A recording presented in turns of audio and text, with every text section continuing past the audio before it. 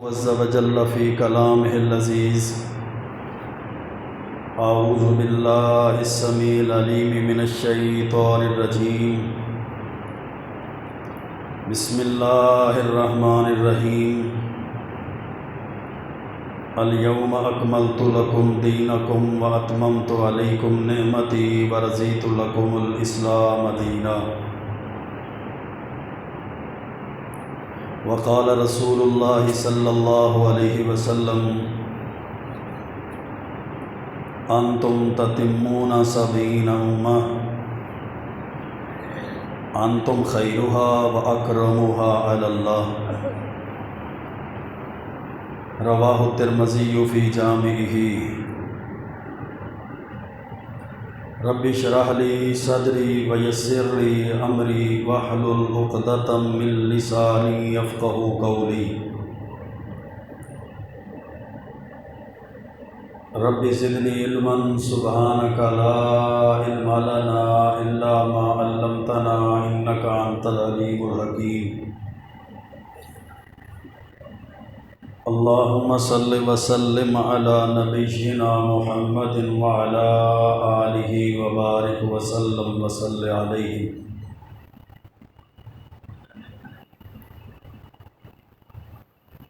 خطبہ حجۃ الوداع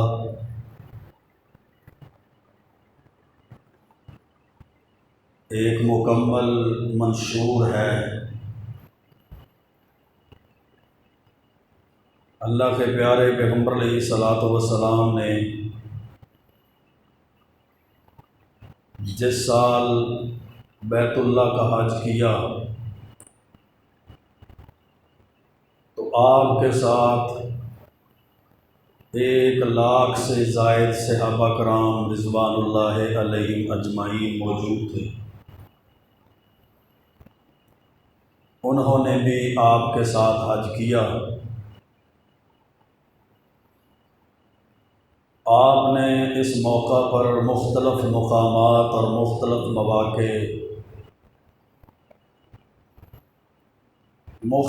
مواقع پر بیان فرمایا. بہت سی تعلیمات اور بہت سے احکامات کا درس دیا اور بہت سی ایسی چیزیں ہیں جن چیزوں سے اللہ کے رسول صلی اللہ علیہ وسلم نے امت مسلمہ کو منع فرمایا.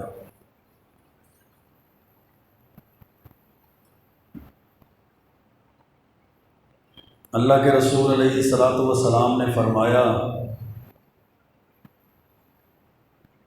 ایھا الناس اسمعوا قولی فإنی لا ادری لعلی لا القاکم بعد یومی ھذا. اے لوگو میری بات کو سنو، میں نہیں جانتا کہ آج کے بعد میری تم سے ملاقات ہوگی. ہو سکتا ہے میری اور تمہاری آج کے بعد ملاقات نہ ہو. کبھی آپ فرماتے مجھ سے اپنا دین سیکھ لو، حج کے مناسک، حج کے طریقے اور عبادات کے طریقے سیکھ لو، ہو سکتا ہے میری اور تمہاری ملاقات نہ ہو. یعنی گویا کہ آپ کے ارشادات، احکامات اس طرف اشارہ فرما رہے تھے کہ اللہ کے رسول صلی اللہ علیہ وسلم کا یہ حج حجۃ الوداع ہے.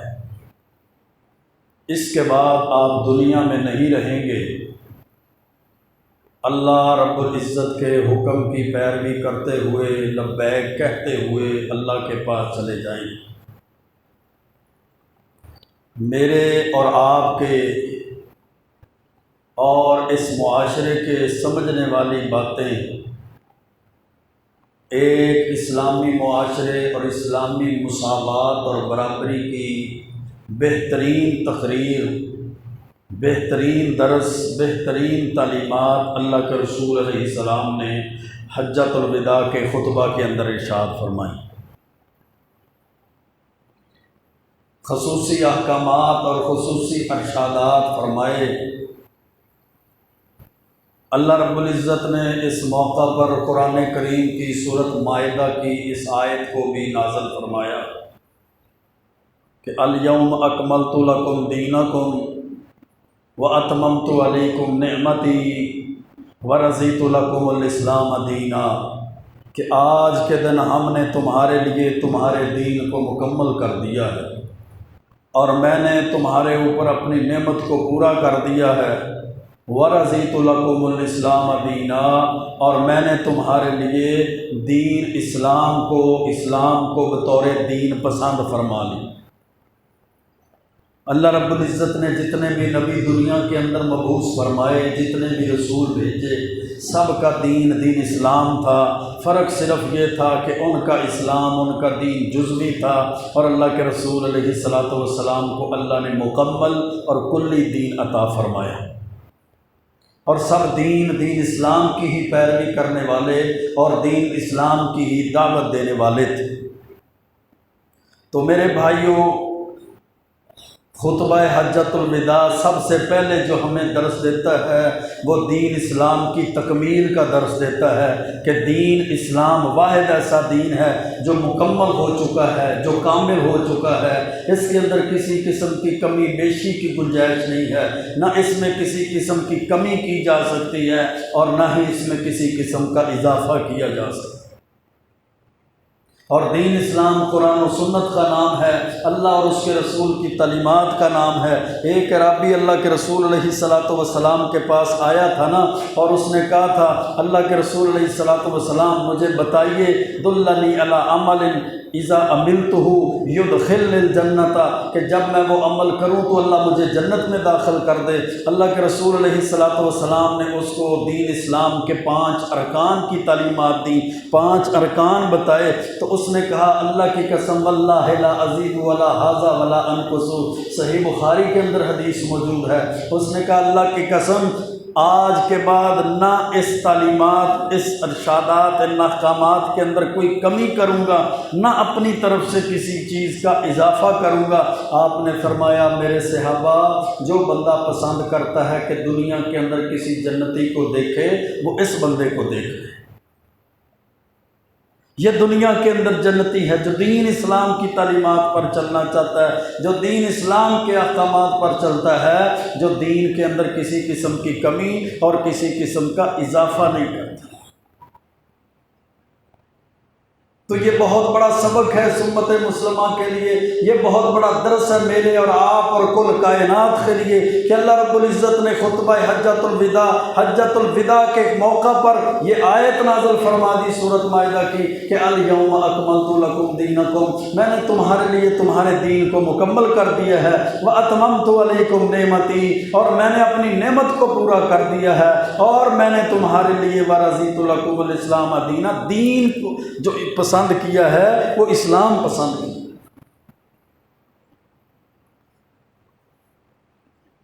تو پھر یہاں پر غور اور فکر کیا مقام ہے کہ حجۃ الوداع پر آپ نے امت مسلمہ کو فرما دیا، ارشاد فرما دیا، احکامات اور تعلیمات دے دی، اور اللہ نے قرآن نازل فرما دیا کہ یہ دین مکمل ہے، کامل ہے، اکمل ہے، اس میں کسی قسم کی کسی چیز کی کمی کی گنجائش نہیں ہے، اس میں کسی چیز کے اضافے کی بھی گنجائش نہیں ہے۔ لیکن آج جب ہم اپنے معاشرے کے اندر دیکھتے ہیں، ہم اپنی مرضی سے اور ہمارے مولوی اپنی مرضی سے، ہمارے مفتی اپنی مرضی سے، ہماری قیادت اپنی مرضی سے، ہماری جماعتیں، ہمارے فرقے، ہمارے گروہ اپنی مرضی سے دین کے اندر جس کو چاہیں اس کو اچھی بنا کر وہ اچھی چیز کو شامل کر دیتے ہیں، اور جس کو چاہتے ہیں اس کو اپنی طرف سے چھوڑ دیتے ہیں۔ یہ اللہ کی بہت بڑی نعمت تھی جو اسلام کی صورت میں اللہ رب العزت نے دی۔ اسلام دین تھا کامیابی والا، اسلام دین ہے نجات والا، اسلام دین ہے اللہ اور اس کے رسول کے سامنے سرخرو ہونے والا، کامیاب ہونے والا۔ اسلام ایسا دین ہے جو انسان کو دنیا میں بھی کامیاب کرتا ہے، عزت دیتا ہے، آخرت میں بھی عزت دیتا ہے اور کامیاب کرتا ہے۔ اس لیے تو صحابہ کرام رضوان اللہ علیہم اجمعین فرمایا کرتے تھے اعزنا اللہ بالاسلام، اللہ نے ہمیں اسلام کی وجہ سے عزت دی۔ یہ عزتیں، یہ شان و شوکت، یہ روب، یہ دبدبے، یہ مرتبے، یہ اللہ کی نعمتیں، یہ اللہ کی رحمتیں، یہ اللہ کی طرف سے برکتیں جو مسلمانوں پر ہیں وہ اسلام کی وجہ سے ہی ہیں۔ الاسلام یعلو ولا یعلی علیہ، کیونکہ اللہ نے اسلام کو غالب ہونے کے لیے بھیجا ہے، مغلوب ہونے کے لیے نہیں بھیجا۔ وللہ العزت ولرسولہ وللمؤمنین، اللہ نے عزت اللہ کے لیے رکھی ہے، اللہ نے عزت اللہ کے رسول کے لیے رکھی ہے، اللہ نے عزت مومنوں کے لیے رکھی ہے جو اللہ اور اس کے رسول کے ساتھ محبت کرتے ہیں اور مانتے ہیں، اللہ نے ان کو عزت دی۔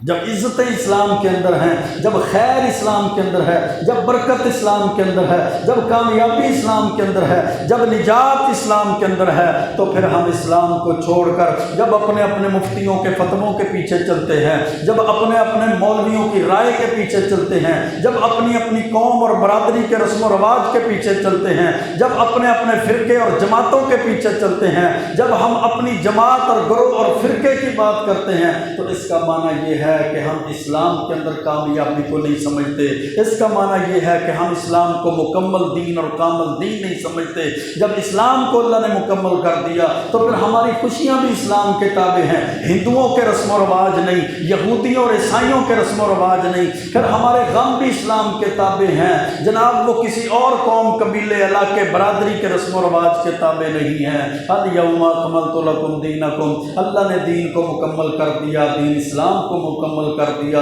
اور اسلام قرآن کا نام ہے، اسلام سنت کا نام ہے، اللہ کے حکم کا نام ہے، پیارے پیغمبر اسلام کے راستے کا نام ہے، اور صحابہ کرام رضوان اللہ علیہم اجمعین کے عمل کا نام۔ پھر چونکہ چنانچہ والی باتیں نہیں ہیں، پھر یہ بھی کر لو یہ بھی اچھا ہے، اس کو بھی عمل کر لو یہ بھی اچھا ہی عمل ہے نا، کوئی برا عمل تو نہیں ہے، ہم اچھا ہی سمجھ کر کرتے ہیں نا۔ سلسلہ حدیث صحیحہ کے اندر اور طبرانی کے اندر حدیث ہے، اللہ کے رسول علیہ الصلوۃ والسلام فرماتے ہیں لیس شیء یقربکم الی الجنہ الا قد امرتکم بہ، میرے صحابہ ہر وہ چیز جو تمہیں جنت کے قریب کر سکتی تھی میں تمہیں وہ بتا چکا ہوں۔ وَلَيْسَ شَيْءٌ يُقَرِّبُكُمْ إِلَى النَّارِ إِلَّا قَدْ نَهَيْتُكُمْ عَنْهُ، اور ہر وہ چیز جو تمہیں جہنم کے قریب کر سکتی ہے وہ میں تمہیں اس سے روک چکا ہوں۔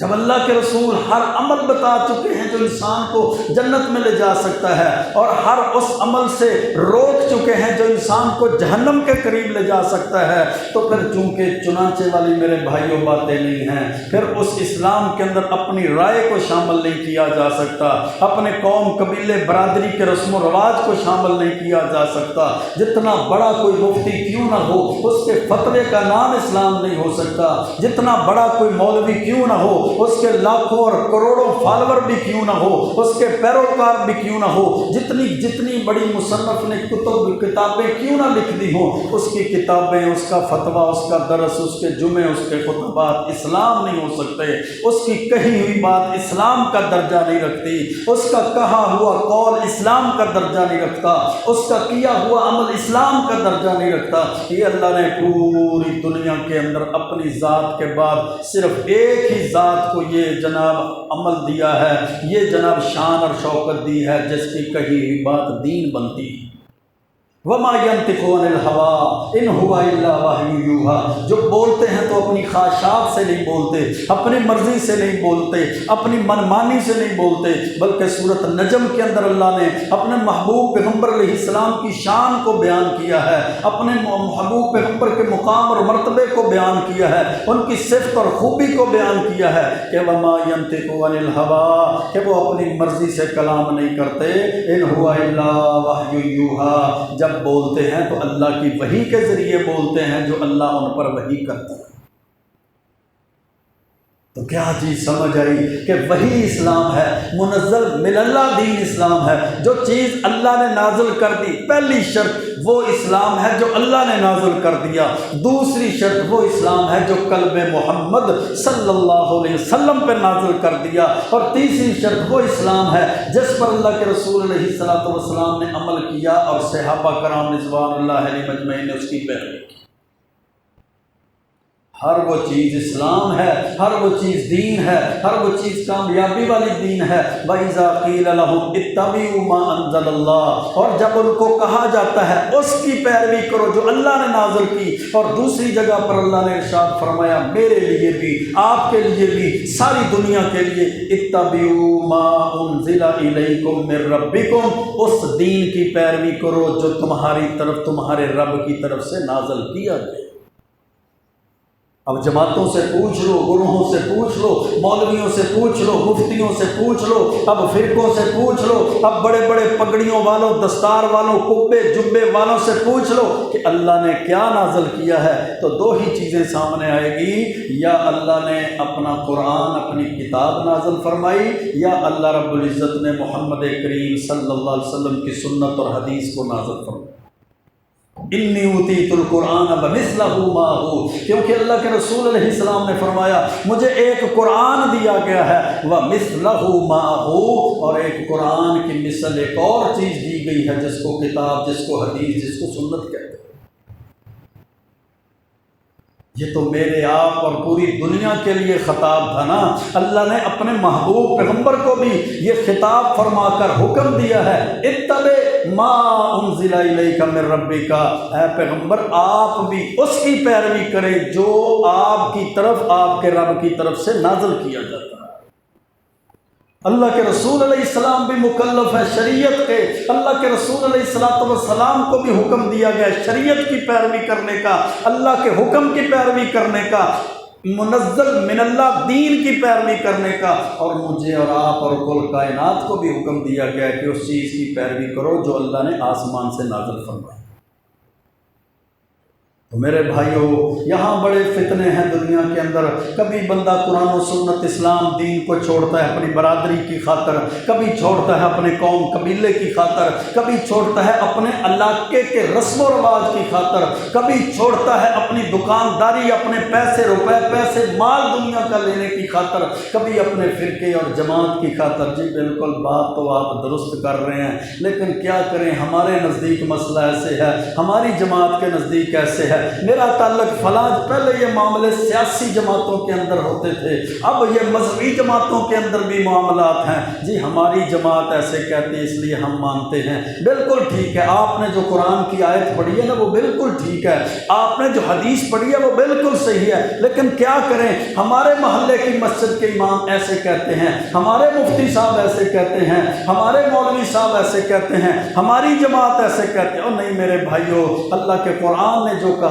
ہے اس پر عمل کرنا چاہیے، اور اللہ کے رسول علیہ الصلوۃ والسلام کی جو تعلیمات ہیں اس پر چلنا چاہیے، کیونکہ اللہ کا قرآن ہی کہتا ہے وَمَن يُشَاقِقِ الرَّسُولَ مِن بَعْدِ مَا تَبَيَّنَ لَهُ الْهُدَىٰ، جس کے پاس ہدایت آ جاتی ہے نا، جس کو پتہ چل جاتا ہے اللہ کا قرآن یہ کہتا ہے، جس کو پتہ چل جاتا ہے اللہ کے پیارے پیغمبر علیہ السلام کی سنت اور حدیث یہ کہتی ہے وَمَن يُشَاقِقِ الرَّسُولَ، لیکن پھر بھی وہ رسول کی مخالفت کرتا ہے۔ اور یشاقق کا معنی کیا ہے، جس طرح یہ بانس کی چھڑی ہو نا، تو بانس کی چھڑی سے چھوٹی سی وہ ٹکڑا الگ ہو جاتا ہے جس کو ہم پنجابی میں چھلتر کہتے ہیں، ایک چھلتر بھی الگ ہوگی، اتنا بھی وہ سنت سے ہٹ گیا، اتنا بھی وہ حدیث سے ہٹ گیا، اتنا بھی وہ اللہ کے رسول علیہ السلام کے طریقے اسلام اور دین سے ہٹ گیا۔ وَمَن يُشَاقِقِ الرَّسُولَ مِن بَعْدِ مَا تَبَيَّنَ لَهُ الْهُدَىٰ وَيَتَّبِعْ غَيْرَ سَبِيلِ المؤمنین، اور وہ صحابہ کرام کے راستے کو چھوڑ دیتا ہے، حضرت ابوبکر کے طریقے کو، حضرت عمر فاروق کے طریقے کو، حضرت عثمان غنی کے طریقے کو، حضرت حیدر کرار کے طریقے کو، رضی اللہ عنہم، صحابہ کے طریقے کو چھوڑ دیتا ہے۔ نُوَلِّهِ مَا تَوَلَّىٰ وَنُصْلِهِ جَهَنَّمَ، اللہ کا قرآن کہتا ہے جس راستے پر چلے گا چلاتے رہیں گے، لیکن اس کا ٹھکانہ جہنم کے اندر ہوگا۔ نمازیں پڑھنے کے باوجود بھی، روزے رکھنے کے باوجود بھی، حج کرنے کے باوجود بھی، زکاتیں دینے کے باوجود بھی، ساری رات ذکر کی مجالس کرنے کے باوجود بھی، سارا دن بھوکا اور پیاسا رہنے کے باوجود بھی، نفل و نوافل کے باوجود بھی، صدقہ خیرات کے باوجود بھی، وجہ کیا ہے؟ وَمَن يُشَاقِقِ الرَّسُولَ، اس کے سارے طریقے، اس کے سارے راستے اللہ کے رسول کے راستے اور طریقے سے جدا۔ اس کی نماز کا طریقہ اللہ کے رسول والا نہیں تھا، اس کے روزے، اس کے حج، اس کے زکاتیں، یہ سارے کے سارے اللہ کے رسول علیہ الصلوۃ والسلام کے طریقے سے جدا ہوئے تھے، اس لیے اللہ نے اس کا کوئی عمل قبول ہی نہیں کیا۔ یہ سب سے پہلا درس، یہ سب سے پہلی بات، یہ سب سے پہلا حکم جو اللہ کے رسول علیہ الصلوۃ والسلام نے حجۃ الوداع کا موقع پر اپنے اللہ رب العزت نے اپنے نبی کو اور اپنے اللہ کے رسول علیہ الصلوۃ والسلام نے امت مسلمہ کو دیا تھا۔ اور صحیح مسلم کے اندر حدیث ہے نا، اما عائشہ فرماتی ہیں کہ اللہ کے رسول علیہ السلام نے فرمایا تھا، من عمل عملا لیس علیہ امرنا فہو رد، ہر وہ کام جس کام پر ہمارا حکم نہیں ہے، ہمارا عمل نہیں ہے، اللہ کے رسول علیہ السلام نے فرمایا وہ کام رد کر دیا جائے گا،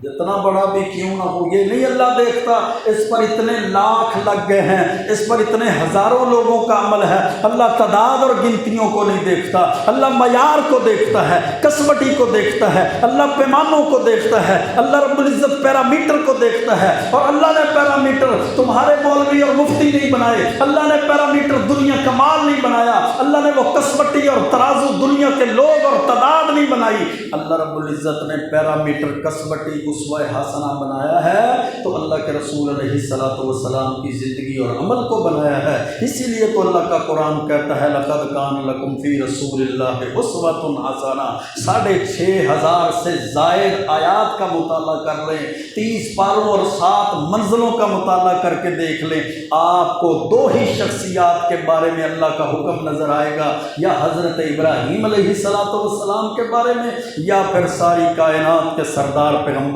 فرشتوں کے تاجدار، نبیوں کے امام پیغمبر، جن کو اللہ نے ساری دنیا سے اعلیٰ بنایا، جن کو اللہ نے ساری دنیا سے عرفہ بنایا، جن کو اللہ نے ساری دنیا کا بڑا بنایا، جس کو اللہ نے دنیا کا بھی امام بنایا، جس کو اللہ نے آخرت کا بھی امام بنایا، ان کے بارے میں اللہ نے قرآن میں فرمایا لقد کان لکم فی رسول اللہ اسوۃ حسنہ۔ تمہارے لیے اگر پیرامیٹر، معیار، کسوٹی، ترازو ہے، تمہارے لیے کسی چیز کا سیمپل ہے تو اللہ کے رسول علیہ السلام کا عمل۔ یہ پہلی چیز ہے میرے بھائیوں۔ پھر اللہ کے رسول علیہ السلام کی حدیث ہے سنن دارمی اور جامع ترمذی کے اندر، آپ نے فرمایا انتم تتمون 70 امہ، تم 70ویں امت ہو، 70 کا ہندسہ پورا کرنے والی امت ہو، 69 امتیں تم سے پہلے گزر چکی ہیں، انتم خیرها واکرمها علی اللہ، اور تم 70 امتوں میں سے سب سے بہترین امت بھی ہو اور اللہ کے ہاں سب سے معزز امت بھی ہو۔ کنتم خیر امت اخرجت للناس، اللہ نے قرآن کریم کے اندر بھی ارشاد فرمایا تم سب سے بہترین امت ہو جو لوگوں کے لیے نکالی گئی ہے، جو لوگوں کو نیکی کا حکم کرتی ہے اور جو امت لوگوں کو برائی سے روکتی ہے۔ جب اللہ نے اس امت کو بہترین امت بھی بنایا، معزز امت بھی بنایا، اللہ کے نزدیک عزت والی امت بھی بنایا، پھر اس امت کا کام بنتا ہے کہ اسلام کو نہ چھوڑے، یہ دین کو نہ چھوڑے، یہ دین کے ساتھ چسپاں ہو جائے، یہ دین کے ساتھ جڑ جائے، یہ قرآن و سنت کی تعلیمات کے ساتھ جڑ جائے، یہ ہر عمل کرے، عقیدے کا ہر جز اس کو بنائے تو قرآن و سنت اور اسلام اور دین کے مطابق بنائے۔ اللہ کے رسول علیہ الصلوۃ والسلام سنن نسائی کے اندر حدیث ہے نا، خطبہ پڑھا کرتے تھے، ہر معاملے سے پہلے خطبہ ارشاد فرمایا کرتے، اور اپنے ہر خطبے کے اندر یہ بات ارشاد فرماتے فَإِنَّ أَصْدَقَ الْكِتَابِ فَإِنَّ أَصْدَقَ الْحَدِيثِ کتاب اللہ، سب سے سچی بات اللہ کی کتاب ہے، وَأَحْسَنَ الْحَدْيِ حَدْيُ مُحَمَّدٍ، اور سب سے بہترین راستہ اللہ کے رسول علیہ السلام کا راستہ ہے، وَشَرَّ الْأُمُورِ مُحْدَثَاتُهَا، اور دین کے اندر معاملات کے اندر سب سے بدترین معاملہ کیا ہے کہ دین میں کسی نئی چیز کو ایجاد کر لینا، پیدا کرنا، نیکی کے نام پہ اس عمل کو اجاگر کر لینا۔ وَشَرَّ الْأُمُورِ مُحْدَثَاتُهَا وَكُلُّ مُحْدَثَةٍ بِدْعَةٌ، دین کے اندر ہر نیا کام جو نبی پاک اور صحابہ نے نہیں کیا وہ بدعت ہے۔ وَكُلُّ بِدْعَةٍ ضَلَالَةٍ، اور ہر بدعت گمراہی ہے۔ وَكُلُّ ضَلَالَةٍ فِي النَّارِ، اور ہر گمراہی انسان کو جہنم میں لے جائے گی۔ پھر اللہ کے رسول علیہ السلام نے حجۃ الوداع کے موقع پر انسانی مساوات کا تصور معاشرے کے اندر پیش کیا۔ پہلے جناب عربی اپنے آپ کو اجمیوں سے بہتر سمجھتے، گورے اپنے آپ کو کالوں پر بہتر سمجھتے، مالدار غربا پر اپنے آپ کو بہتر سمجھتے، لیکن مسند احمد کی حدیث ہے، اللہ کے رسول علیہ السلام نے فرمایا یا ایھا الناس، اے لوگو، الا ان ربکم واحد، خبردار تمہارا رب ایک ہی ہے، وَإِنَّ أَبَاكُمْ وَاحِدٌ، اور تمہارا باپ حضرت آدم بھی ایک ہی ہیں۔ الا خبردار، لا فضل لعربی علی اعجمی، کسی عربی کو کسی اجمی پر کوئی فضیلت حاصل نہیں ہے، اور کسی اجمی کو کسی عربی پر کوئی فضیلت حاصل نہیں ہے۔ ولا احمر علی اسود، اور نہ کسی سرخ رنگ کے بندے کو سیاہ رنگ کے بندے پر فضیلت حاصل ہے۔ ولا اسود علی احمر، اور نہ حبشی کو جناب کالے بندے کو سرخ بندے پر فضیلت حاصل ہے۔ فضیلت ہے تو الا بالتقوی، تقوی کی وجہ سے۔ یہ جو ہمارے ذہنوں میں خمار پیدا ہوتا ہے نا، ہم افضل ہیں وہ مفضول ہیں، ہم اعلیٰ ہیں وہ بدتر ہیں، ہم بہترین ہیں وہ نکمے ہیں،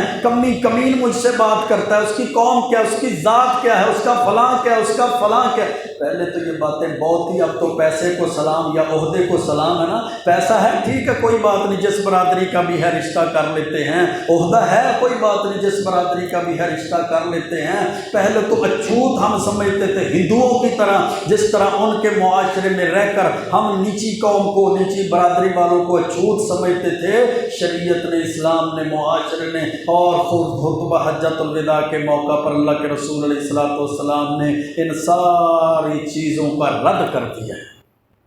اللہ کا قرآن بھی کہتا ہے وَجَعَلْنَاكُمْ شُعُوبًا وَقَبَائِلَ لِتَعَارَفُوا، ہم نے تمہاری جو قومیں قبیلے بنائے ہیں نا، یہ تو صرف تعارف کے لیے بنائے ہیں کہ تمہارا باہمی تعارف ہو کہ یہ فلاں خاندان کا، یہ فلاں قوم کا، یہ فلاں قبیلے کا ہے۔ إِنَّ أَكْرَمَكُمْ عِندَ اللَّهِ أَتْقَاكُمْ، تمہاری عظمت اور کامیابی قوموں اور قبیلوں کی وجہ سے نہیں ہے، وہ اس وجہ سے ہے کہ جو تم میں سب سے زیادہ متقی ہوگا وہ اللہ کے نزدیک سب سے زیادہ معزز۔ اور اللہ کے رسول علیہ السلام نے فرمایا من بطأ به عمله لم یرجع به نسبه،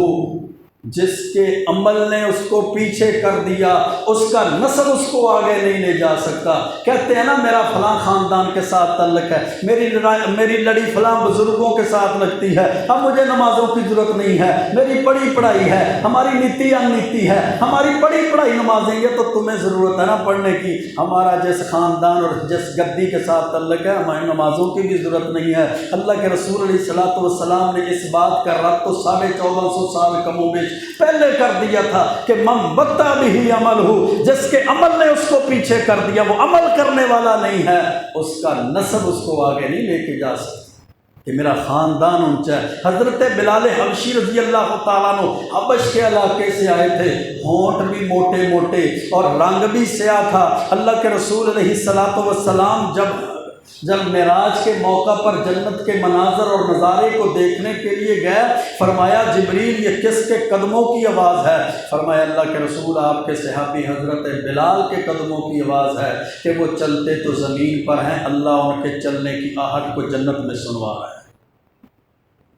اور دوسری طرف ابو لہب ہے، لہب انگارے کو کہتے ہیں، انگارے کو بھڑکتا ہوا، سلگتا ہوا، جس طرح آپ حکے کی چلم بھرتے ہیں نا تو وہ پھونکے مار مار کو اس کو سرخ کر دیتے ہیں، یہ ہے وہ انگارہ لہب، ابو لہب انگارے والا۔ اس طرح پٹھانوں کی طرح جس طرح بندے کا رنگ چمکتا ہے سرخ، ایسے ان کا رنگ چمکتا تھا، ابو لہب ان کو کہتے تھے۔ ابو لہب اسی وجہ سے ان کو کہا جاتا تھا، نسب بھی اچھا، خاندان عرب کے خاندانوں میں سے سب سے اعلیٰ تھا، تعلق اور نسبت اور رشتہ داری بھی اچھی تھی، لیکن اللہ نے کیا فرمایا؟ تبت یدا ابی لہب وتب، ایمان اور عمل نہیں، اللہ نے جہنم کا ایندھن بنا دیا، اور دوسری طرف ایمان اور عمل ہے، اللہ نے جناب دنیا میں چلتے ہوئے ان کے قدموں کی آواز کو اپنے محبوب پیغمبر کو جنت میں سنا دیا۔ تو میرے بھائیوں یہ ساری بد عملی کی باتیں ہیں، نہیں ہمیں عملوں کی ضرورت۔ بعض مولوی بھی جو 4 کلاسیں پڑھ جاتے ہیں یا 4 الفاظ پڑھ جاتے ہیں وہ بھی سمجھتے ہیں نہیں کوئی گل نہیں، نہ ہمیں عمل کی ضرورت، ہمیں نماز کی بھی ضرورت نہیں، ہمیں اب جمعوں کی بھی ضرورت نہیں ہے، ہمیں درس و دروس کی ضرورت نہیں ہے۔ اور نہیں میرے بھائیوں یہ بد عملی کی باتیں یہ شیطان نے ہمارے دلوں پہ لگا دی، خاندانوں کے خاندان، ٹبروں کے ٹبر، قوموں کی قومیں، نسلوں کی نسلیں اسی بات پر پڑی ہوئی ہیں۔ اور اللہ رحم کرے ہمیں پتہ چل جائے نا یہ سید ہے، ہم کہتے ہیں سید کی سین کو سلام ہے، چھوڑتے ہم اس کی ٹائروں، اس کی گاڑی کے ٹائروں کی مٹی بھی نہیں ہے، خواہ اس نے ساری زندگی ایک نماز بھی نہ پڑھی۔ من بطا بھی عمل، او میرے بھائیوں اللہ کے رسول علیہ السلام نے فرما دیا تھا جس کا عمل اس کو پیچھے لے گیا، اس کا نسب، اس کا خاندان، اس کی نسبت اس کو آگے نہیں کر سکتا۔ نسبت اسی وقت کام آئے گی جب اللہ کے رسول علیہ السلام کے ساتھ راستے اور سنت اور حدیث کا تعلق ہوگا، جب ایمان اور عمل بہترین ہوگا پھر نسبت کام آئے گی۔ پھر اللہ کے رسول علیہ السلام نے فرمایا میرے صحابہ فَإِنَّ دِمَاءَكُمْ وَأَمْوَالَكُمْ، تمہارے خون بھی، تمہارے مال بھی، وَأَعْرَاضَكُمْ، تمہاری عزتیں بھی، كَحُرْمَةِ يَوْمِكُمْ هَذَا، اسی طرح حرام ہیں جس طرح یہ دن حرام ہے حجۃ الوداع کا، اور جس طرح فی بالاتکم ھذا،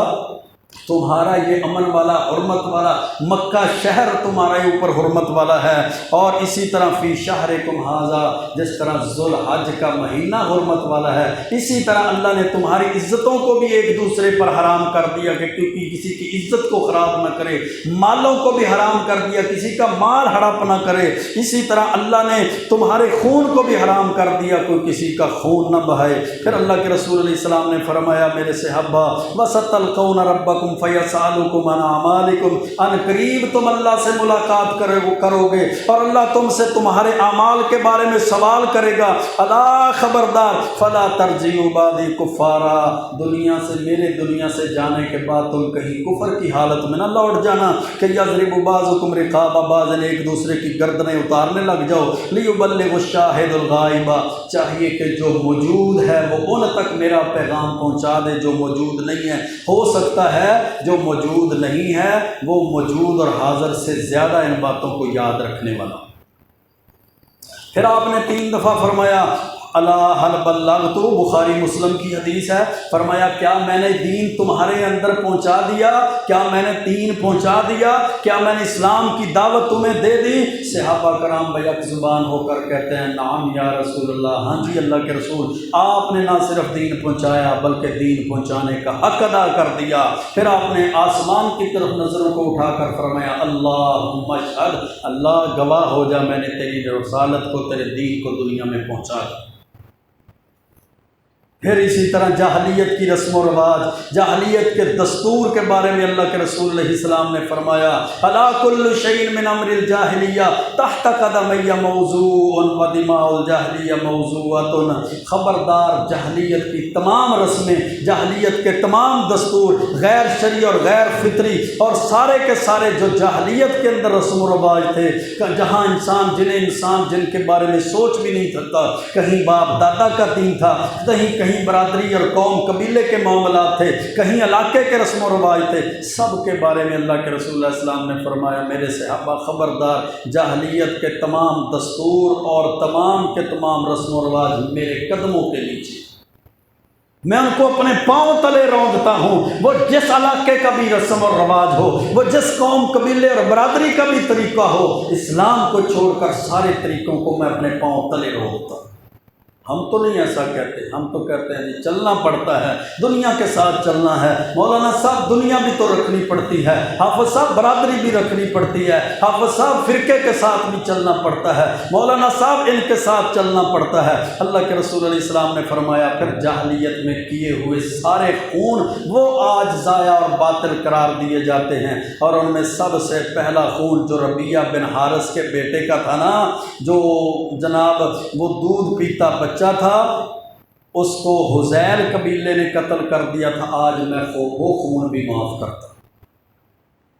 پھر اللہ کے رسول علیہ السلام نے وراثت کے بارے میں تعلیمات کا حکم دیا کہ خبردار، اللہ نے تمہیں وراثت کا حکم دیا۔ مسند احمد کی حدیث ہے، ان اللہ قد اعطى كل ذی حق حقہ، کہ ہر حق والے کو اس کا حق ادا کیا جائے۔ ولیس لوارث وصیۃ، وارث کے لیے اللہ نے قرآن میں حکم فرما دیا وصیت کی ضرورت نہیں ہے۔ اس سے پہلے عورتوں کی عزت نہیں تھی، بیٹیوں کو زندہ درگور کر دیا جاتا، اگر کوئی بیٹی بچ بھی جاتی، بہن بچ بھی جاتی تو اس کو وراثت سے محروم کر دیا جاتا۔ شریعت نے وراثت کا حکم دیا، امانت کی پاسداری کا حکم دیا۔ بہقی کے اندر حدیث ہے، آپ نے فرمایا الا ومن کانت عنده امانۃ، خبردار جس کے پاس کسی کی امانت ہے فلیؤدھها، پس چاہیے کہ وہ اس امانت کو اس کے مالک کے سپرد کر دے۔ اور مسند احمد اور بہقی کے اندر حدیث ہے، اللہ کے رسول علیہ السلام نے فرمایا میرے صحابہ، لا ایمان لمن لا امانۃ لہ، جو امانت کو پورا نہیں کرتا اس کا ایمان ہی نہیں ہے۔ ولا دین لمن لا عہد لہ، اور جس بندے کا وعدہ نہیں ہے، جو وعدے کی پاسداری نہیں کرتا، اللہ کو اس کے دین ہی پسند نہیں، لا دین، اس کا کوئی دین نہیں۔ سود کے خاتمے کا اعلان اللہ کے رسول علیہ السلام نے ارشاد فرمایا۔ بعض لوگ سمجھتے ہیں کہ سود اس معاشرے کے اندر پلا بڑا ہے، بلکہ نہیں، یہ تو زمانہ جاہلیت سے ہی چلتا آ رہا ہے، تب سے ہی لوگ سودی لین دین کرتے تھے۔ آپ نے حجۃ الوداع کے خطبہ میں ارشاد فرمایا وَرِبَ الْجَاهِلِيَّةِ مَوْضُوعٌ، سارے کا سارا جاہلیت کا سود آج ختم کر دیا گیا ہے۔ وَأَوَّلُ رِبًا أَعْظَمُ رِبَ الْعَبَّاسِ بن عبد المطلب، سب سے پہلا جو سود میں ختم کرنے کا اعلان کرتا ہوں وہ اپنے چاچا حضرت عباس کا۔ فَإِنَّهُ مَوْضُوعٌ كُلُّهُ، سارا سود ختم ہے۔ سود اللہ اور اس کے رسول سے جنگ ہے، سود حرام کی طرف پیروی ہے، سود حرام کی طرف آنا ہے۔ نہیں میرے بھائیوں، یہ حجۃ الوداع کا خطبہ ہے جس کو سننا اور سمجھنا انسانی معاشرے کی بہترین تکمیل کے لیے، بہترین تشکیل کے لیے، مساوات اور برابری کے لیے، دین اسلام پر چلنے کے لیے ضروری ہے۔ آئیے ہم قرآن و سنت کی طرف رجوع کرتے ہیں۔ دنیا کے اندر بھی یہ کامیابی والا دین، آخرت کے اندر یہ کامیابی والا راستہ ہے۔ اپنا ہر طریقہ، ہر عمل اور عقیدے کا ہر جز قرآن و سنت کے مطابق بناتے ہیں۔ اللہ سے دعا ہے دین اسلام پہ چلنے کی توفیق عطا فرمائے، زندہ رکھے تو اسلام کی بہترین حالت پر رکھے، اللہ موت دے تو ایمان کی بہترین موت عطا فرمائے۔ وَأَقُولُ قَوْلِي هَٰذَا أَسْتَغْفِرُ اللَّهَ لِي وَلَكُمْ وَلِسَائِرِ الْمُسْلِمِينَ۔